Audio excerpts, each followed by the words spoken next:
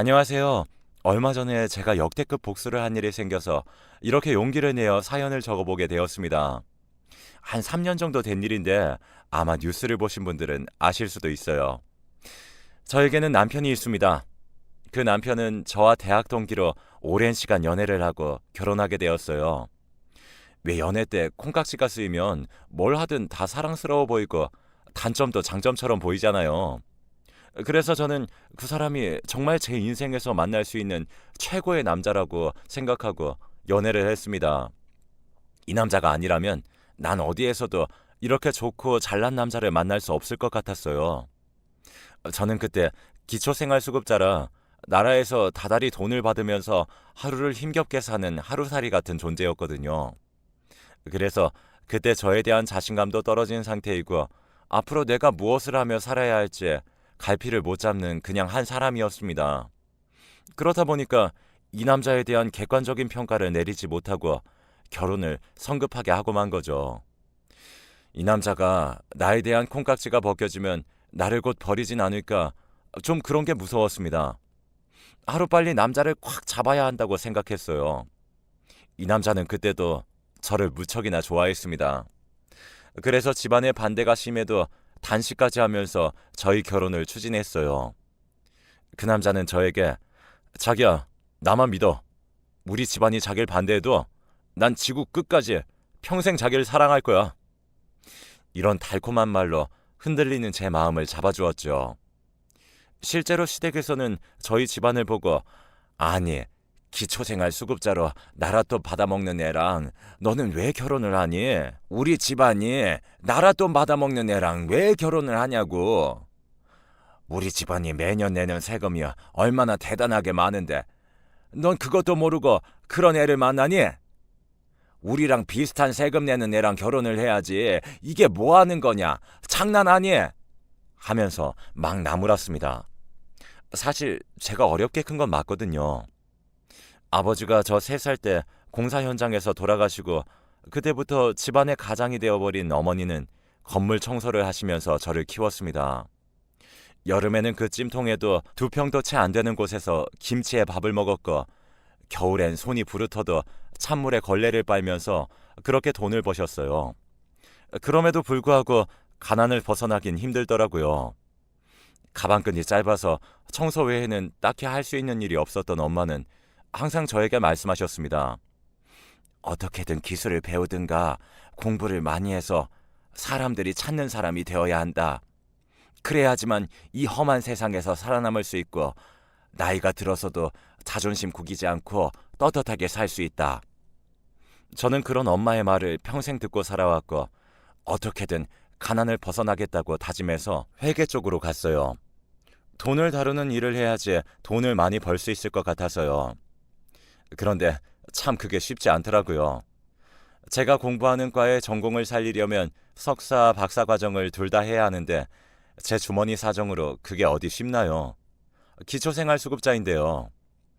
그래서 저는 할 수 없이 알겠다고 눈물을 머금고 대학을 졸업해서 그저 그런 기업에 취업을 했고 가난을 탈출하고 싶어서 집에 돈이 좀 있는 남친의 집안에 시집을 가려고 길을 쓴 거예요. 하여튼 어리석었던 저는 그렇게 저를 무시하고 찬밥만 주는 시댁의 사람이 되고야 말았죠. 시댁이 저에게 대하는 태도는 상상을 초월했습니다. 아직도 그날이 새록새록하네요. 저와 저희 엄마 그리고 시댁이 처음 만나는 상견례 장소에서였어요.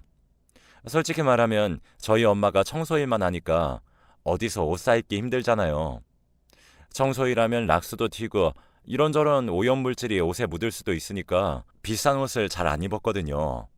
그날도 그나마 가지고 있는 옷 중에 가장 좋은 옷을 입고 갔는데 어머님이 저희 엄마를 보고 딱 하는 말이 어머, 이거 구찌 짝퉁 옷인데 나 이거 진품옷 샀는데 아무리 그래도 내 앞에서 짝퉁을 입고 오면 안 되지. 내가 명품 박사인데. 사돈, 아무리 그래도 예의는 지키세요. 정말 짝퉁 입고 다니는 사람 제일 싫어. 그냥 시장에서 옷 메이커 없는 거 입고 다니는 게 훨씬 낫지. 안 그래요? 라고 하는 겁니다. 저희 엄마는 그저 뻘쭘하고 자존심 상하는 줄도 모르고 알겠다고 하면서 진땀을 삐질 닦으며 아이고, 제가 청소일만 하고 세상 일을 잘 몰라서 이게 짝퉁인지 진품인지 메이커인지 잘 모릅니다. 그저 10여 년 전에 친구가 생일 선물로 좋은 옷이라고 선물을 줘서 그저 귀한 줄 알고 잘 안 입거나 몇 번 입은 건데 오늘같이 귀한 날 입고 나온 거지요. 너무 그러지 마셔요. 좋은 날인데요. 하면서 웃어 넘기셨습니다. 딸 입장에서는 솔직히 엄청 속상하죠. 그냥 여기서 결혼을 물을까 싶고 어이가 없었지만 그래도 남편 될 사람이 다행히 분위기를 잘 풀어서 막판에는 어머님도 저희 엄마를 좋게 봐주시고 그래서 그날 그렇게 마무리되었습니다. 그런데 문제는 결혼식 날 식이 다 끝나고 돈 계산하러 들어갔을 때 시모가 저희 엄마에게 대뜸 우리 집안 축의금은 거물 손님들이 많아서 정말 축의금이 많은데 어디 청소하는 어머니 쪽 인맥은 흐릿해가지 않아 다들 5만 원씩 했을 것 같아요. 어, 와 이거 너무 차이가 많이 나면 어쩌나? 하면서 너무 상식에서 벗어난 말을 하는 겁니다. 그때 제가 너무 화가 나서 어머니 이건 저희 집안을 대놓고 무시하시는 거잖아요. 아무리 그래도 그렇죠. 저희 엄마 직업은 평범해도 인성과 마음씨는 평범하지 않아서 주변의 사람들이 드글거려요. 이 좋은 날에 또 저와 엄마의 마음을 상하게 하시고 정말 너무하다고 생각하지 않으세요? 하면서 제가 드레스를 입고 눈물을 흘리려고 하니까 아버님이 대신해서 미안하다고 우리 아내가 아까 손님들이랑 한잔하면서 취기가 올라서 할 말 못할 말 못 가린 것 같다고 하시고 저는 표정이 완전 썩어서 신혼여행을 울면서 갔어요. 그때부터 시작되었죠. 시댁에서 저의 찬밥 신세 인생이요. 신혼집을 처음에 시댁에서 해주겠다고 하다가 2년만 자기네 집에 들어서 살면 이 집을 저희 명의로 해줄 거고 곧 자기네들은 시골로 내려가서 살 거라는 말에 저는 어쩔 수 없이 신혼 2년을 어머님과 아버님 댁에서 강제로 살게 되었습니다. 얼마나 불편한지 몰랐어요. 형님은 직업도 전문직에다가 또 집안도 좋으셔서 더더욱 저랑 비교가 되었고 남편도 결혼 생활이 길어지면 길어질수록 점점 저에 대한 헌신은 사라지고 마마보이 남자로 돌아갔어요. 어머님은 고기 반찬이 있으면 제 쪽 말고 남편 쪽으로 갖다 놓았죠. 솔직히 말하면 거기까지는 이해할 수 있어요. 충분히 저도 자식한테 그럴 수 있다고 생각했고요. 그런데 그 다음이 문제였습니다. 제가 그 고기 반찬을 먹으려고 하면 젓가락으로 밥상을 쾅쾅 치면서 언제까지 고기만 먹을 거니? 샐러드라도 좀 먹어라, 어? 하면서 저를 무안줬습니다. 저는 고기를 한 점도 안 먹었는데 남편은 고기를 10점 넘게 먹었는데도 저에게 그런 말을 하는 겁니다. 남편은 제 속도 모르고 이거 고기 다 내 거야. 난 어릴 때부터 우리 엄마가 나한테 주는 고기는 100% 내가 다 먹어서 난 이렇게 살아야 돼. 라고 하더라고요. 정말로 속이 부글부글 끓어올랐습니다. 그 순간만큼은 제 앞날이 까마득했어요. 이런 남자랑 계속 살아야 하나 싶었죠. 그런데 여기서 끝난 게 아니었습니다. 남편이 먹다 남은 LA 갈비대를 가지고 그걸 씻어서 어머님이 저에게 갈비탕이라고 끓여주신 겁니다. 이게 솔직히 상식적으로 말이 안 되잖아요. 뼈에 붙은 고기 살점 몇 조각에 나머지는 싹 다 뼈, 그리고 밍숭맹숭한 이미 영양가 쪽 빨아먹은 갈비대를 가지고 갈비탕을 끓여봤자 그게 무슨 맛이 나겠어요. 그냥 찝찝한 양념갈비 맛만 나고 그리고 이미 그 갈비대는 남편이 한번 싹 다 뜯어 먹은 건데요. 그걸 처음에 본 순간 너무나 인간적으로 무시를 당하는 느낌이라서 저는 참을 수 없었습니다. 그래서 그냥 집을 나가버렸어요. 편지를 써서 난 더 이상 이런 집에서 살지 못한다. 아무리 나를 무시한다고 해도 사람 대접은 해줘야 하는 거 아니냐. 나랑 이혼하고 싶지 않으면 나가서 살자. 더 이상 어머님이랑 나 이렇게 신경전하면서 살 수는 없다고 선포를 했습니다. 어머님은 벙쪄서 어버버했고 제가 밖에 나가서 열흘 동안 안 들어오니까 그제서야 전화를 걸어서 미안하다고 들어와서 진지하게 이야기를 나누어 보자고 하면서 저를 설득했어요. 그렇게 저는 결국 시댁에서 시집살이를 그만두고 남편과 출가를 해서 작은 아파트에 들어가서 살게 되었습니다. 시댁의 품에서 벗어나니까 이제는 남편이 문제더라고요. 마마보이 기질이 어디 가지 않는 우리 남편은 저와 결혼 생활하는 중에 그렇게 무슨 막내 아들도 안 할 짓거리들을 하기 시작했습니다. 자기 회사 갔다 와서 피곤하면 발을 씻겨줘야 하고 아침마다 항상 새로운 밥이랑 해놨던 반찬 말고 새로운 반찬을 줘야 한다고 호통을 치는 거였죠. 처음에는 좋게 좋게 부탁하듯이 말하길래 알겠다고 하고 들어줬더니 나중에 가니까 당연하게 받아들이더라고요. 저도 맞벌이 하는 입장이라서 안 되겠다 해서 집안에 파업 선언을 했습니다. 그러자 남편이 저에게 하는 말이 가관이었습니다. 너같이 가난한 애 받아줘서 우리 집안처럼 잘 살고 부잣집 며느리로 만들어줬더니 뭐 하는 거냐? 솔직히 너 정도 집안이면 그 어느 곳에서도 너 받아주지 않잖아. 그러니까 정신 차리고 빨리 나한테 말해라. 아침 음식 한다고. 안 그러면 나도 가만히 있지 않을 거야. 우리 엄마가 하는 말이 니네 엄마 직업이 쪽팔려서 엄마 친구들이 우리 엄마한테 며느리 집안은 뭐 하는 집안이냐고 물어볼 때마다 창피해서 고개를 숙인다고 하더라. 이게 말이 되는 일이니? 어이가 없어서 너랑 결혼한 내가 바보지. 내가 바보야. 하면서 저에게 욕을 하는 겁니다. 정말 어이상실이었죠. 저만 욕한 게 아니라 저희 엄마까지 들먹이면서 욕하고 어머님이 저희 엄마를 어떻게 생각하는지 다시 한번 알게 되었으니까요. 저는 이렇게 살다가 난 진짜 이 집안의 노예가 되겠다 싶어서 그냥 입을 싹 닫았습니다. 저희 사이는 파국으로 치닫고 남편 집안 쪽에서 이혼을 강력하게 반대해서 거의 쇼윈도 부부처럼 살았어요. 좀 배워야지, 내가 능력이 있어야지 이 집안에서 나올 수 있다고 생각해서 제 전공을 살리려고 석박사 과정을 밟게 되었습니다. 회계 쪽이랑 금융 관련 쪽의 흐름을 연구하고 공부하는 시간이었어요. 일은 힘들지만 박사 과정만 마치면 분명히 내 앞에 떨어지는 게 있을 거고 그때쯤이면 능력도 좋을 것이니까 그때 이혼 소장을 날려버리자라는 신념으로 버티고 또 버틴 거죠. 솔직히 말하면 하루하루가 정말 힘들었어요. 남편이랑 사이도 안 좋고 더군다나 저는 친정에 기댈 수가 없으니까 제가 모든 것을 해결해야 하는 형편이었거든요. 그래서 앞날들이 막막했는데 그때 갑자기 그렇게 힘겹고 어두운 터널을 걷고 있는 저에게 아주 극적인 일이 벌어지게 된 것이었어요. 남편이 저 몰래 2명의 여자를 만나고 있었던 겁니다. 1명이 아니라 2명이요. 이게 말이 된다고 생각하십니까? 자기 결혼 사실을 쏙 숨기고 띠동갑인 어느 여대생과 사귀고 있었던 거였어요. 갑자기 남편의 핸드폰에 지연이라는 이름의 카톡이 딱 뜨더군요. 오빠, 텔레그램 좀 보라고요. 텔레그램은 수신자, 발신자를 추적할 수 없는 러시아에서 만든 메신저 프로그램이에요. 보통 숨겨야 할 일이 있는 불륜 남녀들이 범죄에 쓰이는 통신 어플입니다.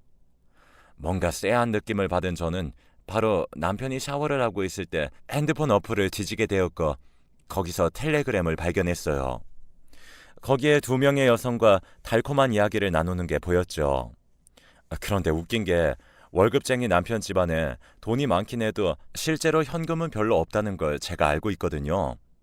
그런데 돈이 어디서 난 것인지 그 여자들한테 샤넬이랑 디올 같은 500만 원이 훌쩍 넘는 그런 가방들을 10개 넘게 뿌린 겁니다.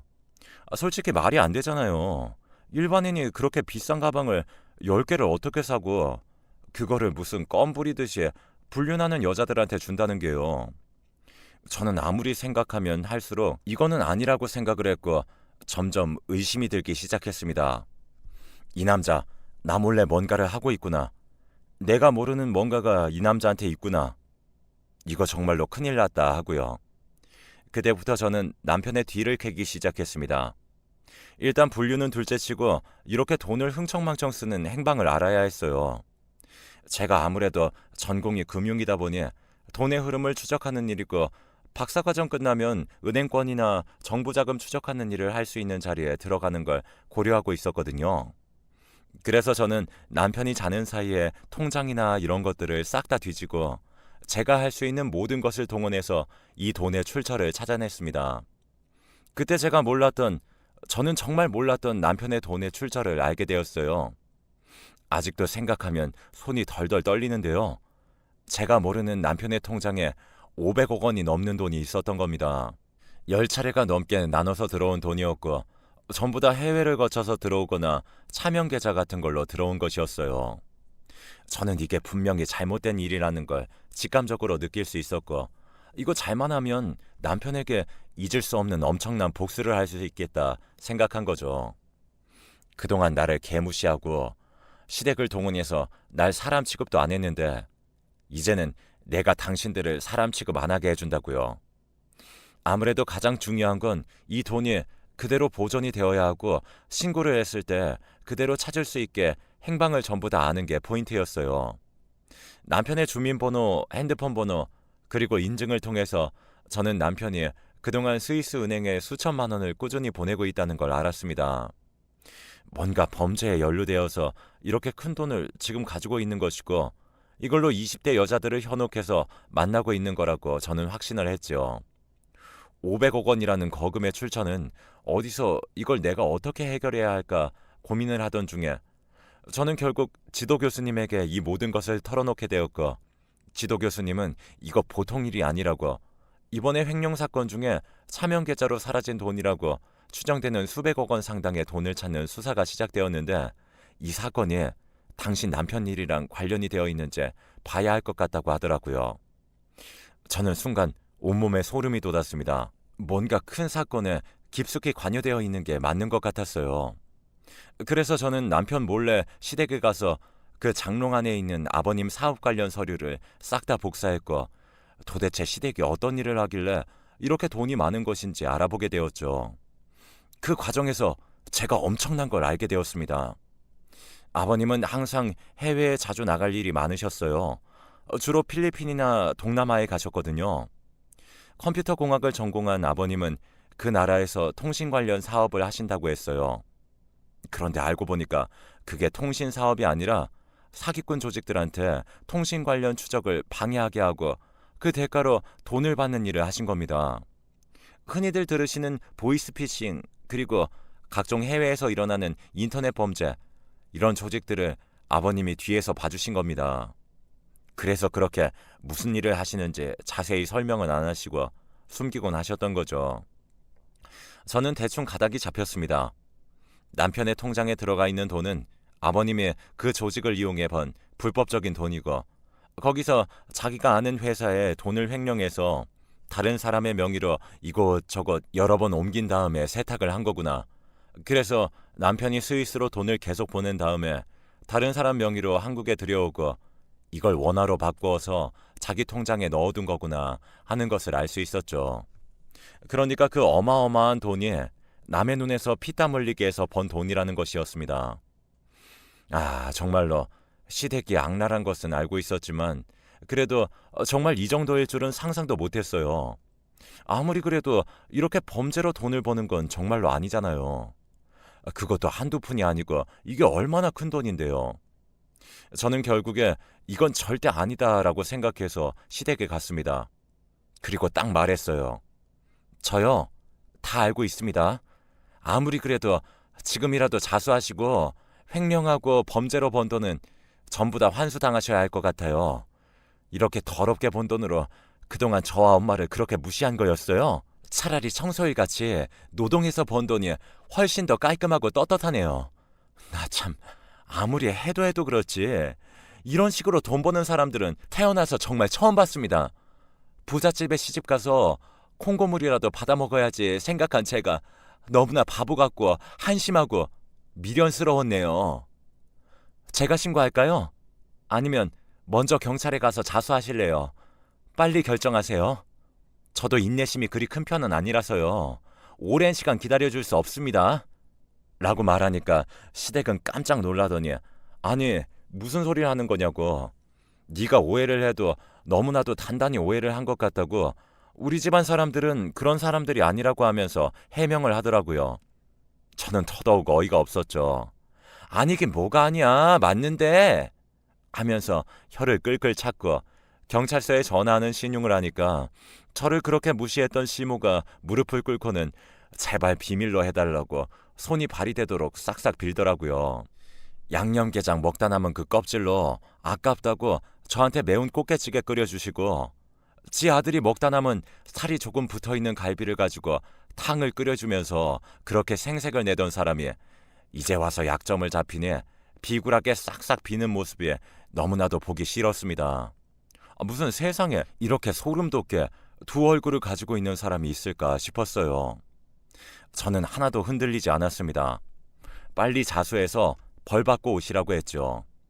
그러자 아버님은 네가 뭔데 우리 집 일에 관여를 해서 풍비박살을 내려고 하냐고 아주 여자 한 명 집안에 잘못 들였더니 집안 뿌리가 흔들리게 생겼다고 하면서 제 뺨을 때리려고 하시더라고요. 저는 정말 순간 직감적으로 바로 아버님의 손을 피했고 하마터면 맞을 뻔한 저는 이건 아니다라는 생각에 바로 시댁을 나왔습니다. 아버님은 끝까지 저에게 욕을 하면서 조금이라도 입을 열면 내가 가만히 안 두겠다고 하면서 쫓아왔죠. 그 모습을 보니까 더욱더 고소를 해버리고 싶더라고요. 결국 전 지도 교수님과 함께 아는 형사님을 통해서 이번 사건을 어떻게 해결하고 고소하고 고발할지에 대해 이야기를 나누었고 결국 세상에 이 일이 알려지게 되었어요. 시가가 횡령으로 차명 계좌에 빼돌린 돈을 며느리가 금융 추적해서 알아냈고 사법당국에 고발했다는 이야기가요.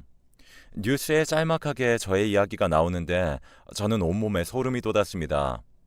그렇게 저의 제보로 수사가 진행되었고 바로 시댁 식구들은 전부 다 도주 위험이 있다는 이유로 구속이 되었어요. 저는 그 동시에 바로 이혼 소장을 날렸습니다. 그리고 그 상간녀라고 해야 하나요? 불륜녀들한테 텔레그램으로 메시지를 보냈어요. 지금 뉴스 검색하면 니네가 돈 보고 만난 남자의 실체가 나올 거라고. 네가 그 남자가 결혼한 것을 안 상태에서 불륜을 하면 내가 니네들 상간녀 소송할 텐데 너네도 그게 아니니까 이번엔 그냥 넘어갈 거라고 확실히 알아두라고 하면서 호통을 쳤습니다. 그 아이들도 어리니까 그저 남편의 겉이 화려한 모습을 보고 해볼래 해서 넘어가게 된 것이겠죠. 가방 몇 개 사주고 총각 행세하니까 백마탄 왕자님처럼 보인 거고 그렇게 놀아난 거였습니다.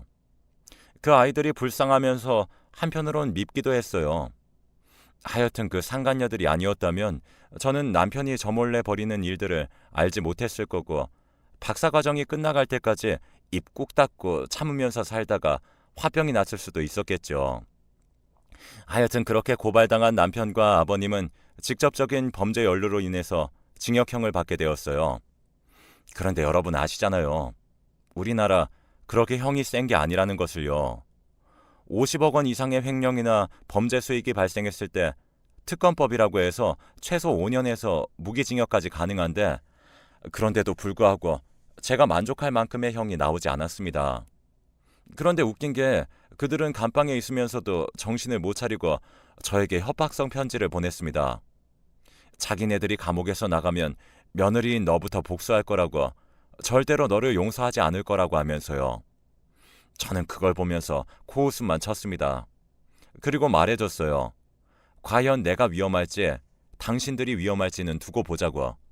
지금 당신들 때문에 피해본 피해자들이 당신들 형기 끝나면 복수할 생각하느라 온몸을 부르르 떨고 있고 잠을 잘 수가 없다고 똑똑히 생각하고 판단하라고 했습니다. 그렇게 말하니까 입도 뻥끗 못하더라고요. 돈 관련 문제에 있어서 사람들이 전보다 예민하고 막 일을 드러내고 공격하니까 자기네들도 출소하고 나면 피해자들한테 보복당할 수 있다는 마음에 안절부절 못하게 된 것이죠. 하여튼 그렇게 전 남편과 시아버지는 감옥에 들어가게 되었어요. 일부 돈을 제외한 대부분의 돈이 환수가 가능하게 되었죠. 제가 석사, 박사 과정 때 배운 지식과 또 스위스 은행으로 흘러갔던 돈에 대한 추적을 끝까지 하고 남편이 사람들 몰래 범죄 수익금 숨기려고 공범들과 나눈 모든 대화들을 제가 확보했기 때문에 가능했던 일이었습니다. 이 사실을 알고 있는 일부 사람들은 저에게 덕분에 정말로 감사하다고 말을 할 정도였어요. 제가 큰일을 한 것은 아닌데 그래도 도움이 되어서 뿌듯했죠.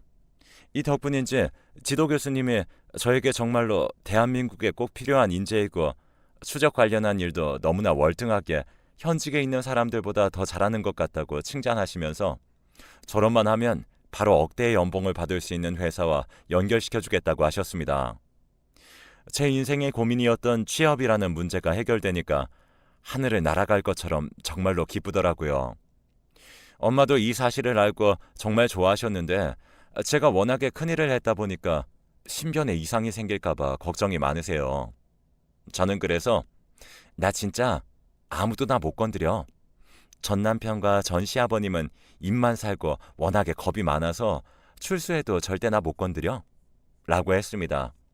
엄마는 눈물을 흘리며 그래도 우리 딸이 가방끈 길게 공부를 해서 이렇게 수천 명의 피해자들이 다시 돈을 찾을 수 있게 도와주고 그 더러운 돈을 추적도 해서 사람들한테 도와주는 걸 보니 엄마가 한이 풀리는 느낌이 들고 이제는 우리 딸 정말 돈 말고 정의를 위해서 심장이 두근거리는 그런 일 하면서 살아 라고 하며 저를 응원해 주셨습니다.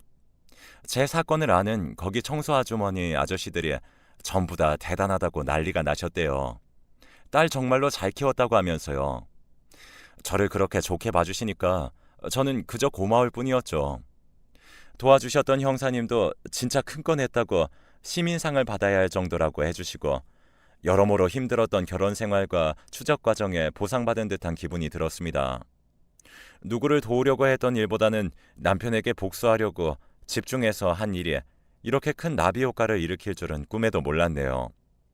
그래도 나쁜 짓을 한 놈들은 감옥에 가게 되어서 정말로 다행이라고 생각합니다. 아직 세상은 살만하다는 것을 절절하게 깨닫게 되었죠. 정말 아직도 그날을 생각하면 그 통장에 있는 거액의 돈을 생각하면 머리가 아득하네요. 멍청한 건지 차명 계좌로 그렇게 큰 돈을 훔치다니 금고에 숨긴 것도 아니고 말이죠. 제 전 남편이지만 너무나도 무식한 행동에 제가 얼굴이 붉어질 정도로 창피하네요. 하여튼 그래도 뭐 사건은 잘 해결되었고 저도 이제 자유부인이 되었으니 더 이상 과거에 대한 미련은 없습니다. 행복합니다. 결혼 한번 잘못했다가 큰 코 다칠 뻔했네요. 하여튼 여러분들 뭔가 누군가에게 의지해서 인생을 바꾸겠다라는 생각하는 것보다 나의 능력을 기르는 게 최고인 것 같습니다. 그래야지 뒤통수를 당해도 무너지지 않고 나의 삶을 잘 살 수 있는 것 같아요. 우리 모두 그렇게 당당하고 당차게 살아보자고요. 그럼 저의 이야기를 끝까지 들어주셔서 정말 감사합니다. 사실 이게 좀 된 일인데 얼마 전에 사기 이야기 뉴스를 본 게 저의 옛 기억을 건드렸네요. 모두들 사기당하지 마시고 안전하게 자기 돈 잘 지키고 사셨으면 좋겠습니다. 남들은 믿지 마세요. 다들 내 자신만 믿으세요. 그리고 돈 많은 것보다는 자기 자신을 사랑하고 삶에 대해서 자부심을 가지고 어제보다 오늘 더 발전하고 나아지는 삶을 사는 게 훨씬 더 가치 있는 것 같습니다. 정말 저희 시댁만 보더라도 돈 많아봤자 전부 다 껍데기인 인생이고 자아 실현을 할 수 있는 수단을 찾아서 매일 사람들 사이에서 자신의 존재를 확인하고 사랑받고 그렇게 사는 게 최고인 것 같습니다. 결국 저희 전 시댁들은 돈만 쫓다가 싹 다 감옥에 가게 되었잖아요. 우프네요, 이 사실이. 그럼 저는 여기서 사연 마무리하겠습니다. 다들 감기 걸리지 마시고요. 요즘 날이 추워서 몸 특히나 건강하셔야 할 것 같습니다. 돈이고 뭐고 건강이 있어야 모아놓은 돈도 쓰지 않겠어요. 요즘 절절하게 느낀 건 앞서 말했다시피 돈이나 겉에 보이는 물질 이런 게 아니라 마음을 주고받는 것이나 그 주고받은 마음을 귀하게 여기고 소중한 걸 더 소중하게 여길 수 있는 그런 태도인 것 같습니다. 이런 태도를 가진 사람들과 함께하면 이렇게 뒤통수 맞는 일도 없는 것 같네요. 그리고 제가 나이가 뭐 그렇게 많은 것은 아니지만 결혼을 한번 실패했던 입장으로서 상대방과 결혼할 상대방의 집안을 보는 게 좀 중요한 것 같습니다. 부자이거나 이런 걸 보는 게 아니라 그 부모님이 싸울 때 어떻게 싸우시는지, 부모님과의 사이, 부모님이 자식에게 대하는 태도 이런 걸 꼼꼼히 따지시는 게 가장 중요한 일인 것 같네요. 그럼 저의 이야기 들어주셔서 정말 감사합니다. 오늘도 좋은 하루 되시길 바라고요. 앞으로 2022년 새해 복 많이 받으시고 힘드셨던 분들 새해 복 더 받으세요. 그럼 전 여기서 마무리하겠습니다. 속이 다 시원하네요.